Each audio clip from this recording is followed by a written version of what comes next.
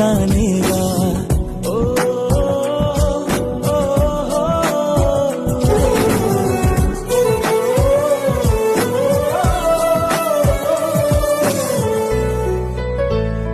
కలిసే నిదరుతుంటాము, కలిసే కలగంటుంటాము, కలిసే కలవడతాము, విడిపోతాము, ముడిపడతాము. ఒక పువ్వుకి రెమ్మలు మేము, ఒక పక్షికి రెక్కలు మేము, ఒక జన్మే కాదంటూ 10 జన్మలకు ఒకటవుతాము.